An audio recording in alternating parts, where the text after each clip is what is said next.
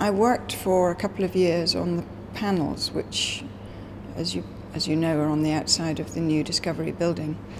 And these prints here on the wall are very much a kind of follow-on from that collaboration.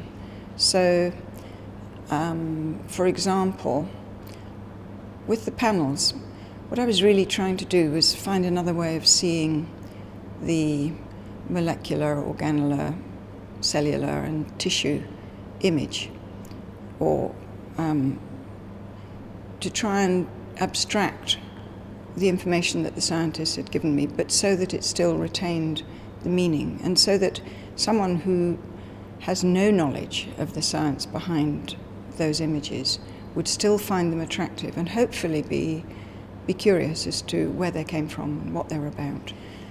And then for this exhibition, it seemed to me that it was logical to push that idea a little bit further forward. I didn't want it to do anything particularly large or ostentatious, because actually the work on the outside of the building is pretty large and ostentatious. So I started with something as low-key and as subtle as possible, which were the blind embossed prints. Now what I wanted to do with those was, actually I wanted it to be nothing, just an impression, so that you sort of came across this indentation, almost like a feel.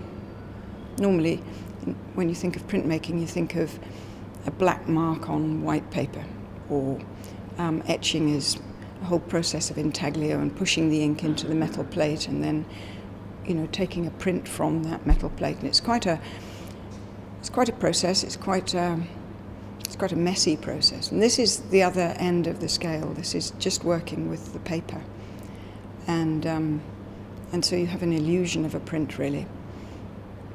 And to carry that one step further, the print on the perspex, actually the intention is that you look at the shadow. You don't look at the perspex.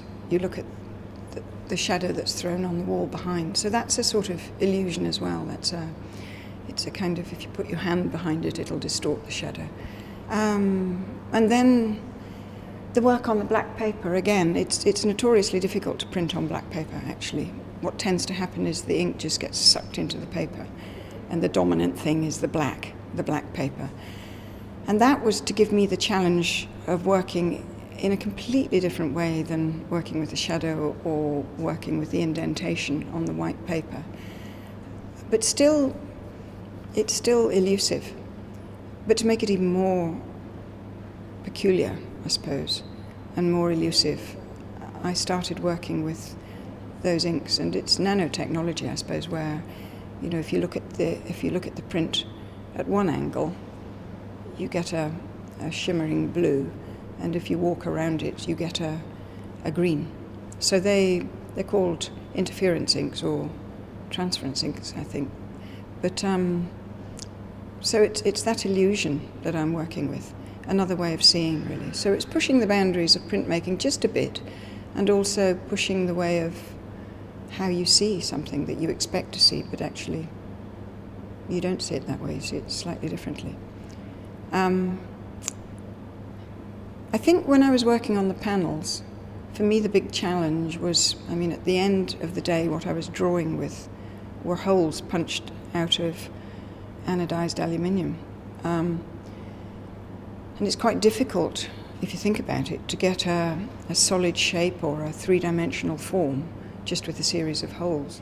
It was really a case of trying to create on the outside of the building an essence of the scientific research that happens on the inside of the building. I hope that the scientists, and mostly they do, obviously, they can look at my rendering and say, yes, I know exactly what that is. But someone who doesn't know can look at it and think, oh, that's really aesthetically pleasing, I wonder what it is. And if that happens, then I feel that my modest ambition has actually been achieved.